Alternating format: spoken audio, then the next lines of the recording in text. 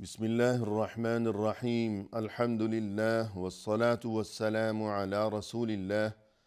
وعلى آله وأصحابه أجمعين أما بعد ناظرین کرام السلام علیکم ورحمۃ اللہ وبرکاتہ۔ مسلمان کے شب و روز کے عنوان سے اس پروگرام کے ہمراہ ہم آپ کی خدمت میں حاضر ہیں۔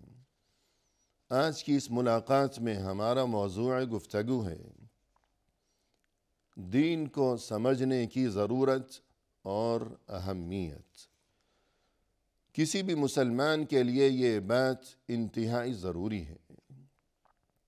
کہ وہ اس حقیقت کو ہمیشہ خوب ذہن نشین رکھے کہ اس کے لیے دونوں جہانوں میں کامیابی و کامرانی اور صلاح و فلاح اور نجات کا تمام تر دار و مدار صرف اور صرف اسی بات پر ہے کہ وہ اللہ کی طرف سے عطا فرمودہ اپنی یہ تمام زندگی اللہ کی مرضی کے مطابق ہی بسر کیا کرے، اور اس مقصد کے لیے اللہ کی طرف سے اور اللہ کے رسول صلی اللہ علیہ وسلم کی طرف سے ہمارے لیے جو مقدس ترین اور پاکیزہ ترین تعلیمات ہیں ہم انہیں سمجھیں، اللہ کے دین کو سمجھیں۔ اس لیے کہ اگر ہم اس دین کو اور یہ کہ دینی تعلیمات کو اور شرعی احکام کو سمجھیں گے تبھی ہم ان احکام پر درست طریقے سے عمل کے قابل ہو سکیں گے۔ چنانچہ رسول اللہ صلی اللہ علیہ وسلم نے فرمایا کہ من یرید اللہ بہ خیرا یفقہہ فی الدین،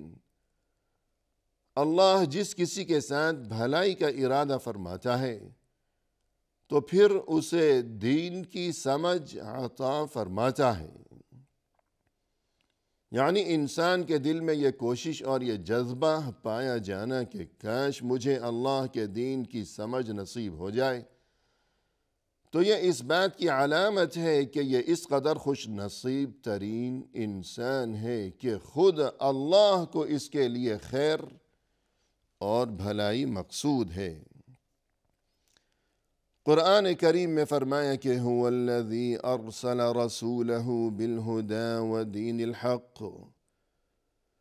وہی اللہ ہے کہ جس نے اپنے رسول صلی اللہ علیہ وسلم کو بھیجا ہے ہدایت اور دین برحق کے ساتھ۔ اللہ نے اپنے رسول صلی اللہ علیہ وسلم کو دنیا انسانیت کی جانب مبعوث فرمایا یہ دو چیزیں دے کر۔ پہلی چیز ہے ہدا یعنی ہدایت، اور دوسری چیز ہے دین برحق۔ تو یہاں اس آیت میں ہدا یعنی ہدایت سے بقول اہل علم مراد ہے العلم النافع، وہ علم جو انسان کے لیے نافع و مفید ہو، جبکہ دین برحق سے مراد یہاں اس آیت میں العمل الصالح یعنی اچھا عمل مراد ہے۔ تو یہ دونوں چیزیں یعنی علم نافع اور پھر یہ کہ اس علم کے مطابق انسان کا عمل صالح اچھا عمل، تو اس آیت سے یقیناً ان دونوں چیزوں کی اہمیت خوب واضح و ثابت ہوتی ہے۔ اس کے علاوہ یہ کہ قرآن کریم میں ہمیں یہ حقیقت نظر آتی ہے کہ خود اللہ عز و جل کی جانب سے اپنے نبی صلی اللہ علیہ وسلم کو یہ حکم دیا گیا کہ وَقُلْ رَبِّ زِدْنِي عِلْمًا، اے نبی صلی اللہ علیہ وسلم آپ کہہ دیجئے کہ اے میرے رب تو میرے علم میں اضافہ عطا فرما۔ یعنی خود اللہ کی طرف سے اپنے نبی صلی اللہ علیہ وسلم کو علم میں اضافے کی دعا مانگتے رہنے کا حکم دیا گیا ہے۔ پھر مزید یہ کہ دعا کے الفاظ بھی خود اللہ کی طرف سے ہی سکھا دیے گئے ہیں، جبکہ اس کے علاوہ قرآن کریم میں اس دعا کے سوا اور کوئی چیز یعنی علم کا سوال کرتے رہنا، علم اضافے کی دعا مانگتے رہنا، اس کے سوا اور کوئی چیز اللہ سے مانگنے کا نبی صلی اللہ علیہ وسلم کو حکم نہیں دیا گیا۔ تو اس سے یقیناً علم کی اہمیت خوب واضح و ثابت ہوتی ہے۔ رسول اللہ صلی اللہ علیہ وسلم نے علم نافع یعنی دینی علم کے بارے میں یہ ارشاد فرمایا ہے کہ یہ تو ریاض الجنہ یعنی جنت کے باغ ہیں، کہ جس طرح کوئی مویشی، کوئی چوپایا جب کسی کھیتی کے قریب سے گزرتا ہے تو اس کی یہ کوشش ہوا کرتی ہے کہ میں کچھ چر لوں، اپنا پیٹ بھر لوں، کچھ فائدہ اٹھا لوں، کہ نہ جانے پھر یہ موقع، یہ کھانا پینا مجھے ملے یا نہ ملے۔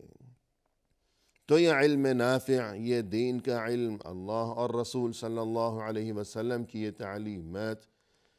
تو یہ مسلمان کے لیے جنت کے باغ ہیں۔ تو مسلمان کو چاہیے کہ وہ ان سے کچھ کھا لے، یعنی فائدہ حاصل کر لے، اپنے لیے دونوں جہانوں میں خیر و خوبی کا سامان دامن میں سمیٹ لے۔ اسی طرح رسول اللہ صلی اللہ علیہ وسلم نے علماء یعنی وہ خوش نصیب ترین افراد کہ جنہیں قال اللہ وقال الرسول صلی اللہ علیہ وسلم، یعنی اللہ اور رسول کے علم کی نعمت جنہیں نصیب ہو، انہیں آپ صلی اللہ علیہ وسلم نے انبیاء کرام علیہم السلام کا وارث قرار دیا ہے۔ الغرض دین کو سمجھنا اور یہ کہ اللہ اور رسول صلی اللہ علیہ وسلم کی تعلیمات کو سمجھنا، تو اس کی جو اتنی بڑی اہمیت ہے، تو اس بات کو آگے بڑھاتے ہوئے ہمیں اس اہمیت کو مزید اس طرح بھی سمجھنا چاہیے کہ جب دونوں جہانوں میں نجات کا دار و مدار عمل صالح پر ہے، تو پھر عمل اس وقت تک درست نہیں ہو سکے گا کہ جب تک علم موجود نہ ہو، کہ درست عمل کے لیے پہلے علم کا پایا جانا ضروری ہے۔ پہلے انسان علم حاصل کرے اور اس کے بعد اس علم کے مطابق وہ عمل انجام دے، اور اس کے بعد وہ یہ امید وابستہ کرے کہ اب یہ میرا عمل اللہ کے ہاں مقبول ہو سکے گا، اور یہ کہ عمل صالح انجام دینے سے جو کچھ اصل مقصود ہے کہ اللہ کی رضا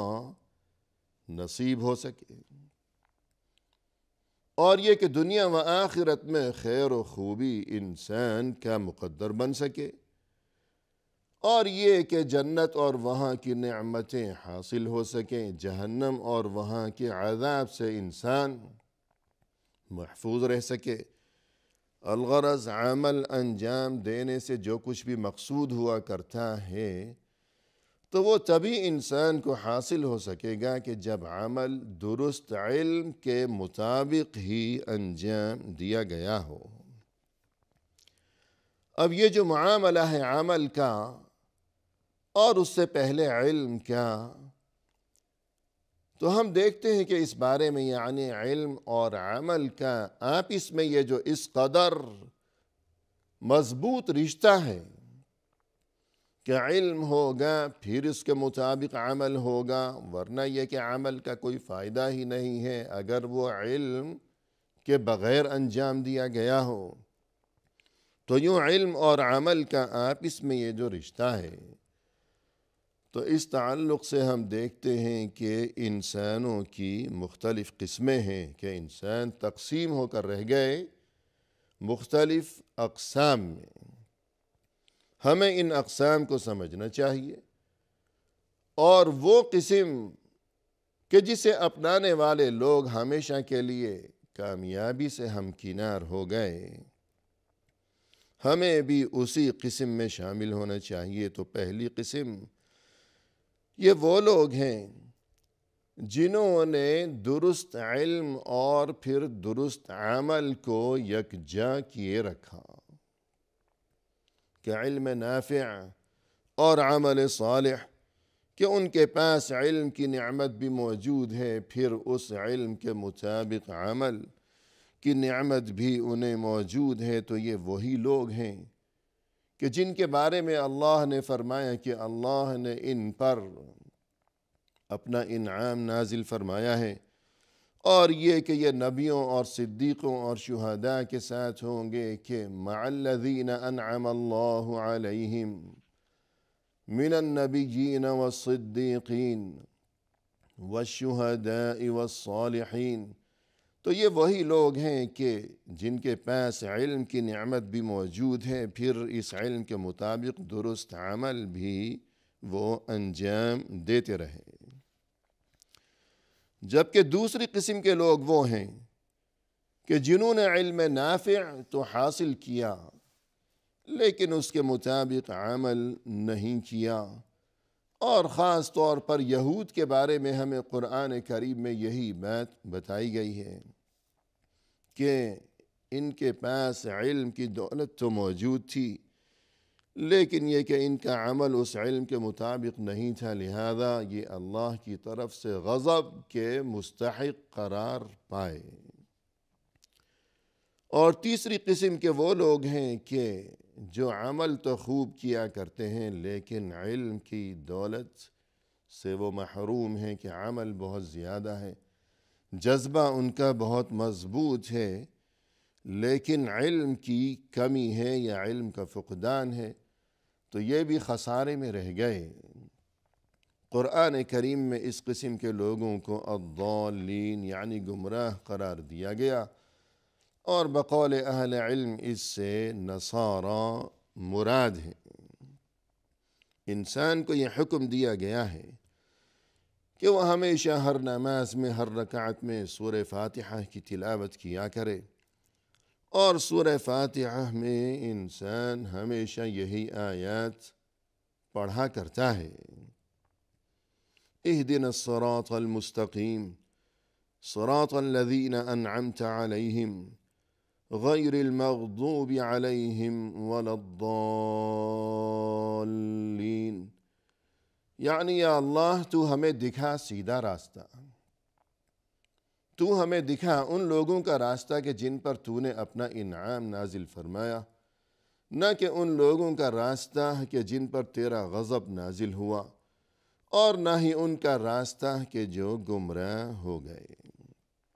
تو جن پر انعام نازل فرمایا تو اس سے مراد وہی لوگ ہیں کہ جن کے پاس علم نافع بھی موجود ہے، پھر اس علم نافع کے مطابق ان کے پاس عمل صالح بھی موجود ہے۔ ورنہ اگر علم تو موجود ہے لیکن عمل اس علم کے مطابق نہیں ہے، تو یہ وہ لوگ ہیں کہ جن پر اللہ کا غضب نازل ہوا۔ اور اگر علم موجود ہے لیکن اس علم اور اگر عمل موجود ہے لیکن اس عمل کی بنیاد علم پر نہیں ہے، جہالت ہے، تو پھر یہ وہ لوگ ہیں کہ جنہیں گمراہ قرار دیا گیا ہے۔ اس کے بعد ناظرین کرام، علم کی اہمیت کے بارے میں ایک بات جسے سمجھنا مزید ضروری ہے، وہ یہ کہ صرف علم کافی نہیں ہے۔ اگر علم ہوگا کسی کے پاس لیکن اس کا عمل اس علم کے مطابق نہیں ہوگا، تو پھر یہ علم قیامت کے دن اس کے خلاف گواہ بن جائے گا اللہ کے سامنے۔ تو یہ چیز تو کسی صورت بھی مناسب نہیں ہے، علم کے مطابق عمل بھی ہونا چاہیے۔ اور جب بات ہوگی علم کی،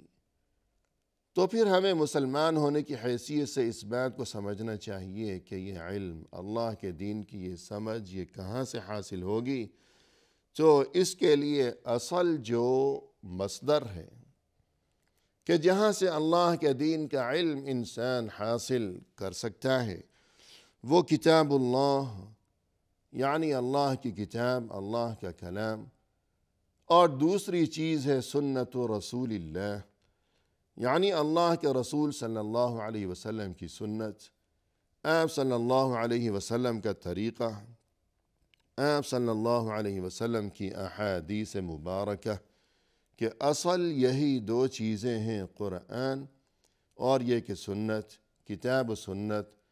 اور ان دو چیزوں کے علاوہ جو مزید علوم ہیں، دینی علوم کے، باقی علوم کے بارے میں ہماری یہ گفتگو نہیں ہے۔ جو دینی علوم ہیں کہ مثلا علم تفسیر، علم حدیث، علم فقہ وغیرہ وغیرہ، یہ جتنے بھی علوم اور ان سے متعلق جتنی بھی کتابیں انسان پڑھا کرتا ہے دین سیکھنے کی خاطر،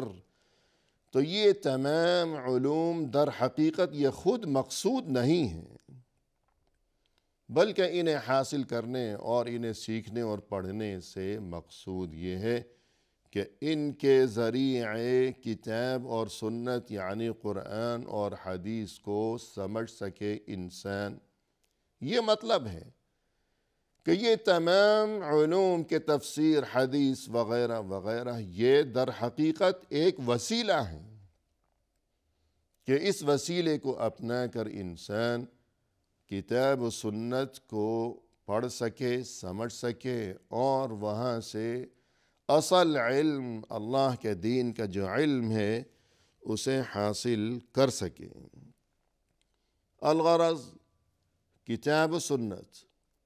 اللہ کا کلام، اور یہ کہ رسول اللہ صلی اللہ علیہ وسلم کی مبارک تعلیمات، قرآن میں اللہ کی طرف سے جو تعلیمات دی گئی ہیں، جو احکام انسان کو دیے گئے ہیں، جب تک انسان رسول اللہ صلی اللہ علیہ وسلم کی احادیث مبارکہ کی جانب رجوع نہیں کرے گا، اس وقت تک وہ قرآنی تعلیمات کو سمجھنے کے قابل ہی نہیں ہو سکے گا۔ مثلا قرآن میں یہ حکم ہے کہ وَأَقِيمُوا الصَّلَاةَ، نماز قائم کرتے رہو۔ اب یہ کہ اس بارے میں کیا احکام ہیں، کیا تفصیلات ہیں، اور یہ کہ کس وقت جو نماز، فجر کے وقت جو نماز پڑھی جائے گی اس میں کتنی رکعتیں پڑھی جائیں گی، ہر رکعت میں کیا پڑھا جائے گا۔ پھر اسی طرح زکوٰۃ کے بارے میں قرآن میں حکم ہے کہ وَآتُوا الزَّكَاةَ، کہ زکوٰۃ ادا کرتے رہو۔ لیکن زکوٰۃ کس مال میں سے ادا کی جائے گی، کس کو ادا کی جائے گی، کب ادا کی جائے گی، کتنی مقدار میں ادا کی جائے گی، تو یہ تمام تر تفصیلات جاننے کے لیے رسول اللہ صلی اللہ علیہ وسلم کی احادیث مبارکہ کی طرف رجوع ضروری ہے۔ الغرض دنیا و آخرت میں کامیابی کے لیے عمل ضروری ہے، اور عمل سے پہلے درست علم کا حاصل کرنا ضروری ہے۔ وآخر دعوانا ان الحمد للہ رب العالمین۔